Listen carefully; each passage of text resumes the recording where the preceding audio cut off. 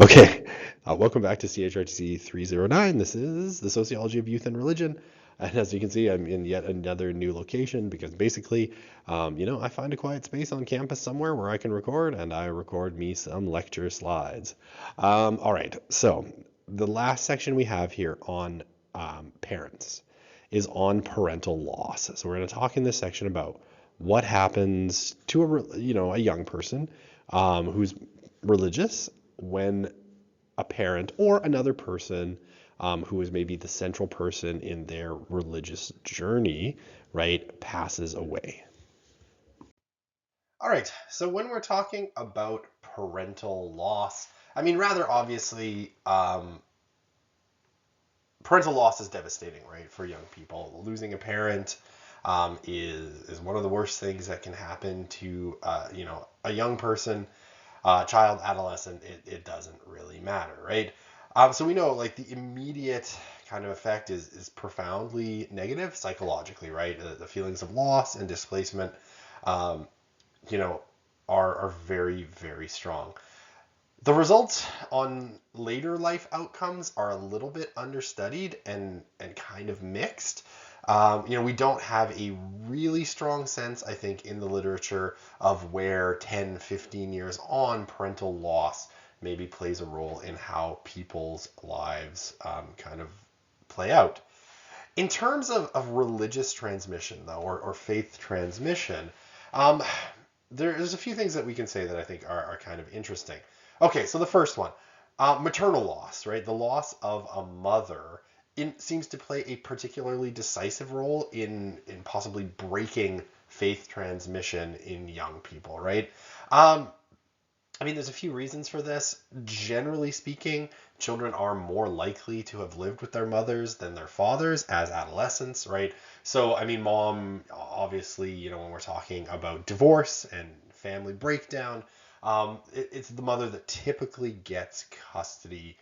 And that's the way that the kind of legal system has decided to treat these cases. So, much more likely that children have been living with mom than with dad.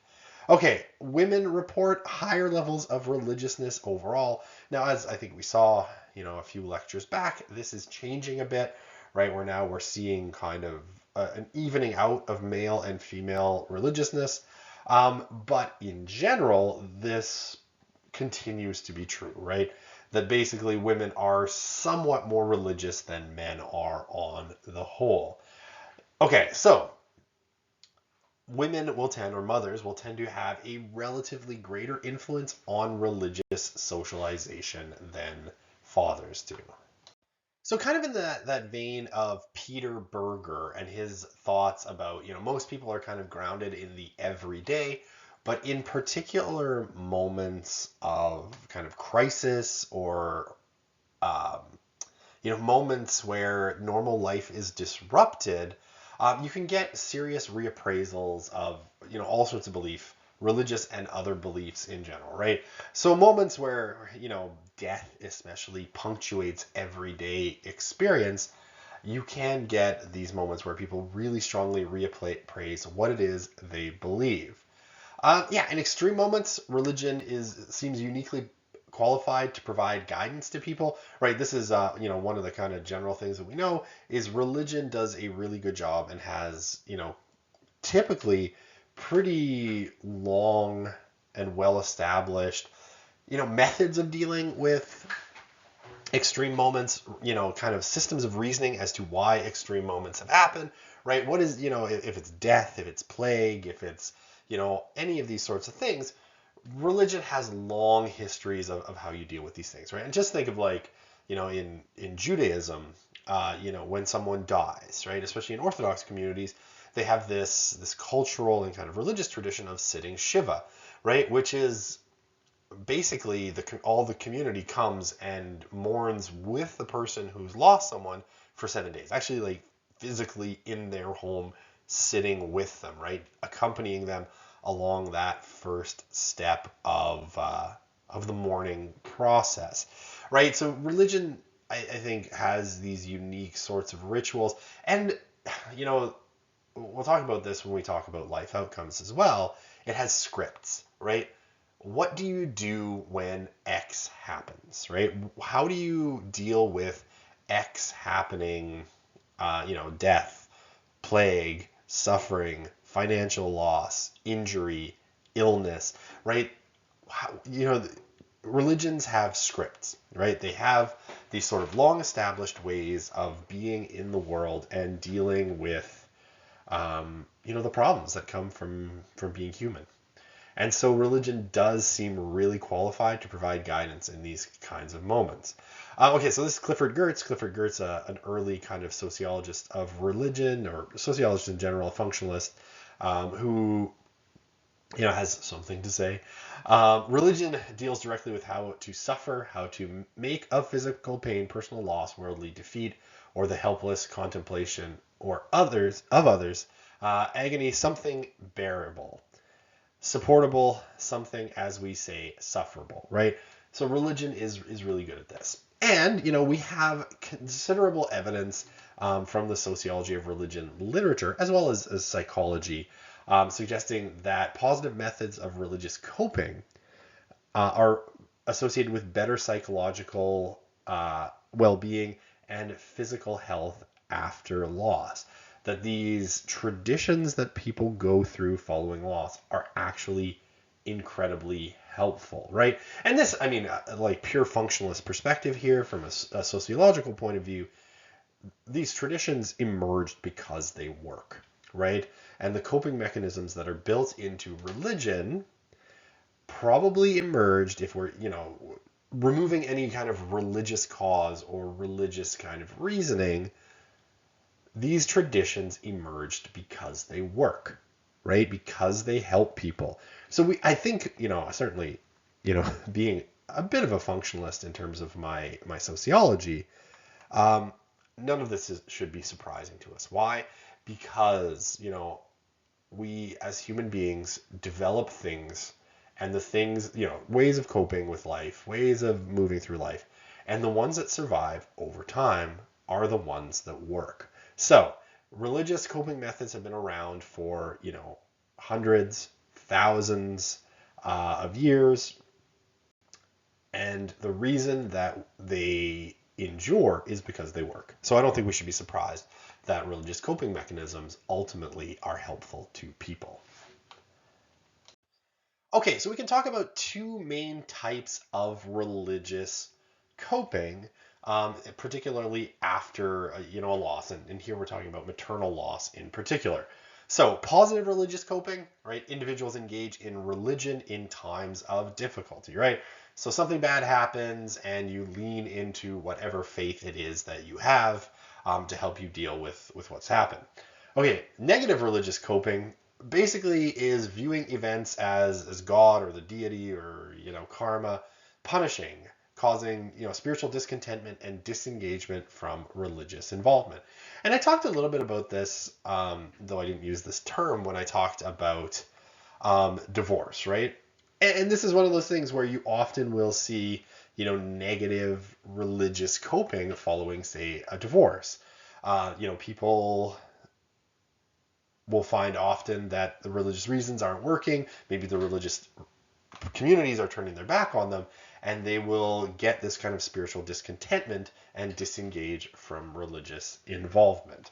Okay, but both these patterns emerge from for different reasons following a maternal death, right? We'll see, positive religious coping and negative religious coping for different reasons. Okay, so here we get into a kind of psychological theory, right? Emotional compensation hypothesis, that a personal relationship with God, we're talking here about a Christian perspective, or Judeo-Christian or Abrahamic perspective, but that a secure or a personal relationship with God, right? The kind that, evangelical Christians in particular, tend to prize, right? Have a personal relationship with Jesus. Basically, so a personal relationship with God resembles a secure attachment to a primary caregiver, right? And this is maybe not surprising because, like in Christian terms, right, you talk about God as the Father, right? And so people could have, in a lot of senses, this kind of attachment to God or to Jesus in a way that probably somewhat mirrors their relationship to a parent, right? Someone who is taking care of them. Okay, yeah, seeking the comfort of a parent and seeking comfort of religion in times of trouble seem to have similar sources, right? Again, like if you're securely attached to God, right, you could turn to God in times of trouble, hoping that they will comfort you. They'll give you some direction and this sort of thing, right? So it has that similar, and maybe the wisdom of the ages, right, in terms of helping you cope with these things, right? Okay, when attachment to a parent disappears, this leaves a void that can't easily be filled by another person, right? You can't replace your parents, right? It's not possible to do. Again, there could be great step parents or all sorts of mentor figures in your life. All those things are wonderful. But, attachment to parents is obviously unique because of their special role in the lives of human beings. And so, it's not easy to just necessarily pivot to another human being when a parent dies. However, the divine, right, can potentially serve as a substitute for a lost parent, right? In this sense, right, God can step into the role of a lost parent. I've certainly heard from Catholics. Catholics are a little bit maybe unique in this respect. That Mary, right, the Virgin Mary, Saint Mary, Jesus' mother, who holds a very special place in Roman Catholicism, when they lost their mothers, that they developed a really special kind of relationship with Mary, right? And that this for them really stepped into this kind of space of their lost mother, right? So the divine, a holy figure, right, like Mary, can really speak into this, right? And again, I think Roman Catholicism, as far as I know, is a little bit unique in having this kind of maternal figure within it. I guess, or Eastern Orthodoxy, and it's not just Roman Catholicism, but all forms of Catholicism would fit this. But this particular kind of reverence for Mary, I think, opens the space for people to attach to Mary in this same kind of way, which I think is really interesting, right? And maybe that's I don't know, maybe I don't want to say the genius of Catholicism, but some of the appeal of Catholicism has this real balance, Father, Son, Holy Spirit, and Mary as a kind of figure that's very closely attached, giving you the kind of whole spectrum of the family in some ways, so that you can attach, in times of loss to whichever, person you're sort of missing, right? If you need a father, you've got God, or Jesus, a sibling, Jesus, a mother, Mary. I don't know. I'm just speculating at this point, but we see this, right? That you can have this kind of attachment. Okay, this information from Mangloss Weber.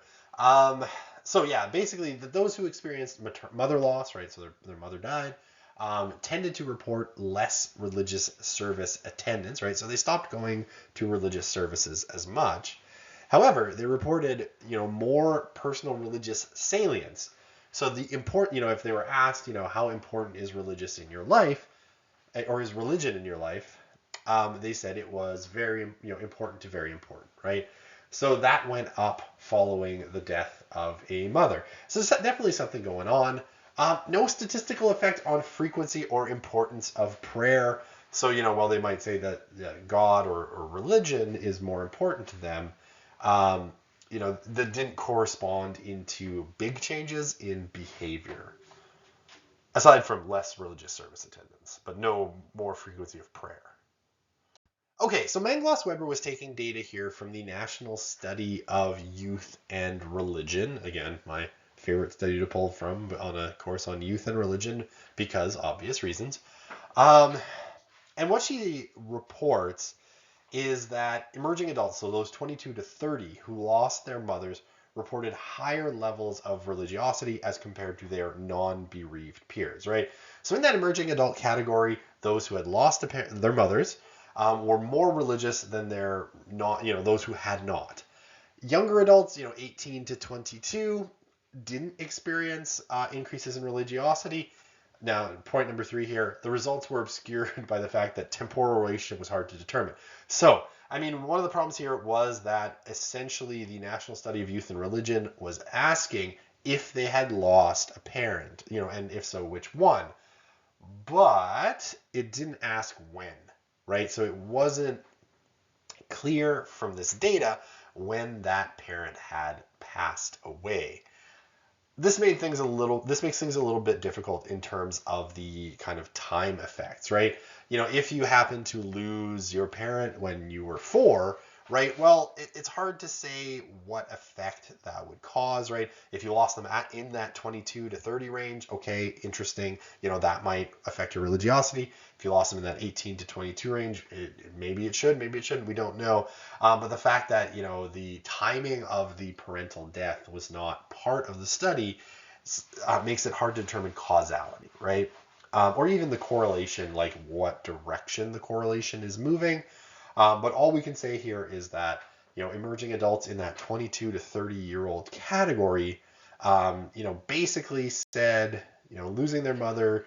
Well, they didn't say losing their mother made them more religious. Those who had lost their mother were more religious in that younger adult category, 18 to 22. We didn't see the same thing, but we don't know what the causality there is. Okay, so again from Mangloss Weber, an interesting kind of effect. Bereaved teenagers, young adults, and emerging adults whose mothers said they were highly religious, right? Affiliated with a religious denomination, reported high levels of religious salience, so very important to God, saying religion is very important to them, and attended religious services weekly, had a higher likelihood of being less religious following the death of their mothers. Okay, so basically, you could think here a little bit about sacred loss, right? So those who had highly religious mothers, right? Those who score highest on sort of measures of religiosity, when their parent died, they became less religious, right? Now, the reason isn't entirely clear. We can speculate that maybe there's, some blame, right? Maybe they're upset with God or whatever, that this parent was taken away, and that because their parent was highly religious, this causes them significant pain, right? And it's a period, young adulthood, teens, emerging adulthood, relatively young to lose a parent, right? Especially in kind of contemporary culture. Interestingly, though, we have a sort of reversal of maternal religious pattern in bereaved children. Those whose mothers were not as religious were more likely to take up prayer and increase their religiosity. So there seems to be this sort of weird flip, right? Those whose mothers were most religious are likely to become less religious. Those whose mothers were less religious are likely to become more religious. So I think that's really interesting. And we don't necessarily, I think, have a great explanation for it. I think this would require a ton of qualitative work. All right, just to dig in. So if you're looking for a qualitative research project, definitely recommend this one. Find people who lost their mothers and became either more or less religious, and kind of have them narrate you through what that process was like, right? Why they went that way. Really, I think would be an interesting project. And I mean, this, I think, shows the absolute limits of quantitative research, right? It's like we see an effect, we don't know why. And, that's always kind of interesting. So this seems to mirror Denton's findings. So Melinda Lundquist Denton, who was part of the National Study of Youth and Religion as well, on divorce, right? That religious coping was more prevalent in those who previously expressed lower levels of religiosity, right? So when parents get divorced, one of the things that Denton found was that, those teens who were less religious were more likely to turn to religion to kind of deal with that family breakdown. So, we see that definitely in the data. And so, again, these kinds of patterns are interesting. Okay, so two basic kind of hypotheses that we can talk about for this kind of shift in religion following the death of a religious parent in particular. Okay, so obviously the death of a loved one represents a crisis for the bereaved. And this, I think the psychology literature on this is very well founded. sociology of death and dying and the effects of someone you care about dying, especially when they're young, right? Especially like, your elderly grandmother who dies at 99, probably less so, but your, 45-year-old or 38-year-old mother, definitely more of a thing. Okay, the death of a loved one, right, represents a crisis for the bereaved that causes them to initiate a large-scale project of re-narrating their identity, life, and purpose. Yes, 100% can attest. Have had close friends die, very young, like before their 30th birthdays, right? People who I was really close with. And it does cause you to sort of, question existential things. No, not a parent. I can't imagine losing a parent at a young age, right? Like I'm in my 40s, my parents are in their 70s. Um, so obviously and they're both still alive, so I can't imagine what that would be. The loss of a loved one, especially parents, though, um, does cause this sort of existential crisis for a lot of people, right? Because your identity can be so closely tied to your parents, right? Who are you? Well, much of that is much as we might hate to admit it, because we're all modern people and we hate to admit that anything affects who we are other than our own kind of volition, your parents deeply affect who you are, right? Their story in a lot of ways is your story. And so the end of their story, can cause a serious reappraisal of your story, for good or for ill.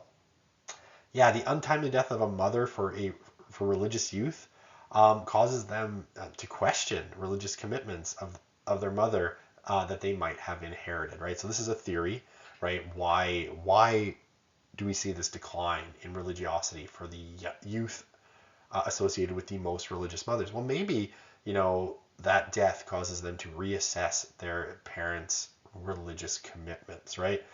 Like, and I mean, you can kind of probably imagine, right? It's like, oh, why would God do this to my mom? My mom was such a good, holy person, right?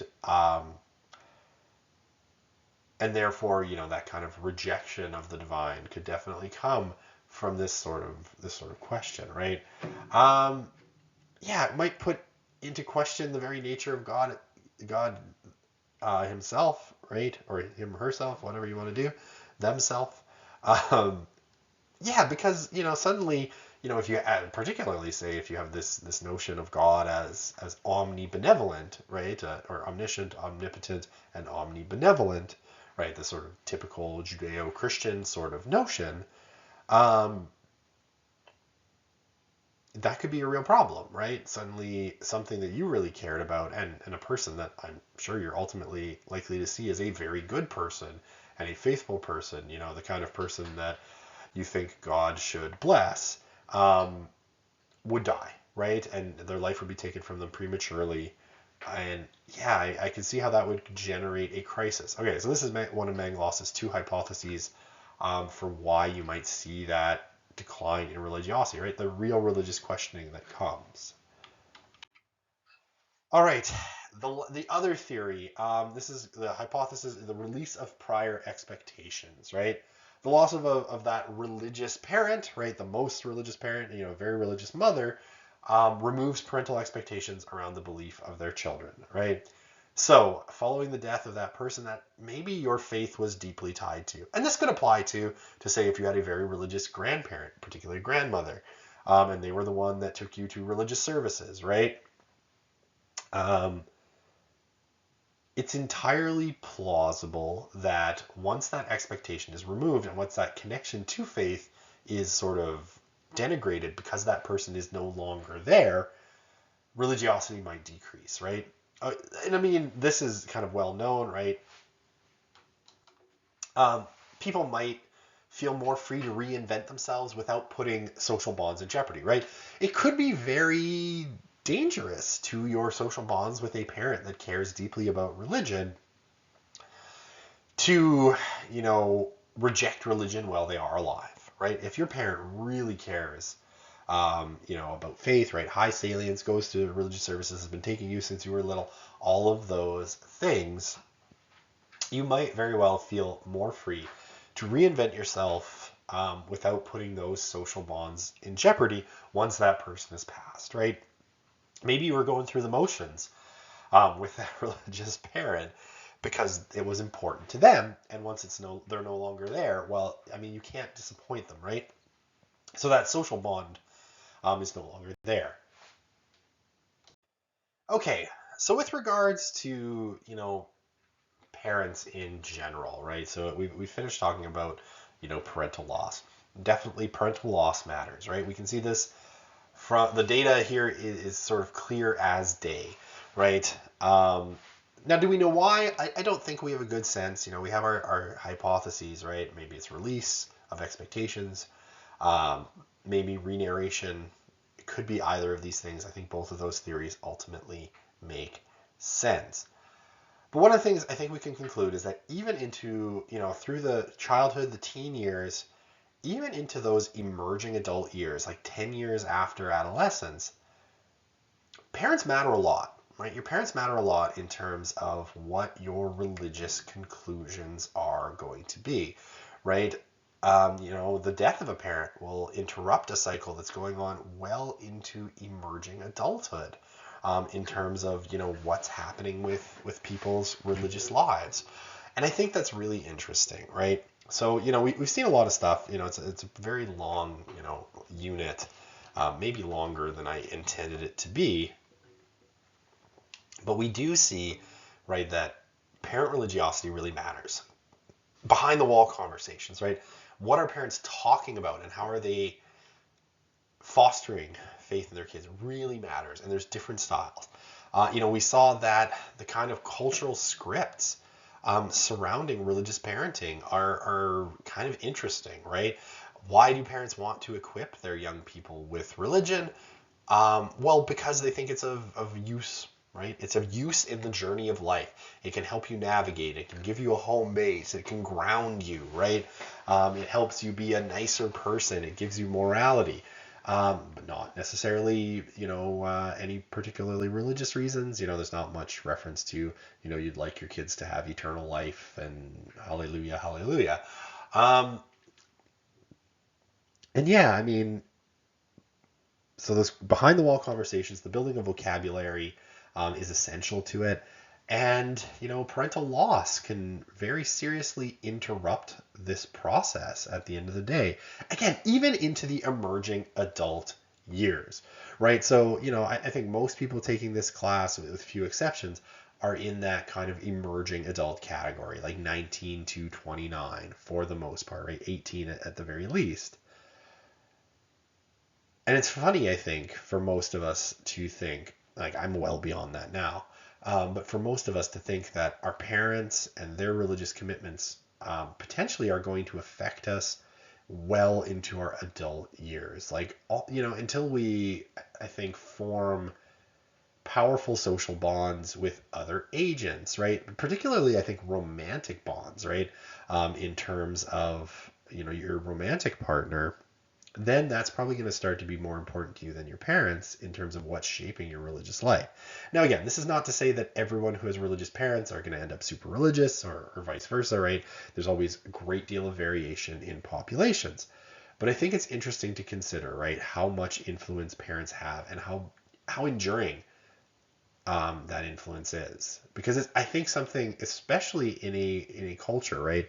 And if you think of Harwas, right, and his quote about modernity, that modernity, is a time that forms people who think they should have no story except the story they had or they chose when they had no story, and that's called freedom. I think we fundamentally, consider ourselves free in this very way. Right? We'll see that when we talk about life outcomes that come out of the National Study of Youth and Religion, right? Young people have a really hard time conceiving of anything having an impact. It's deeply built into this kind of postmodern way of thinking, or late modern way of thinking, that we are these completely free agents that choose everything about ourselves, right? And we're free to reject things. And so I think, counterintuitively, and I think this research is somewhat counterintuitive, and I think it's in that way it's very, very good.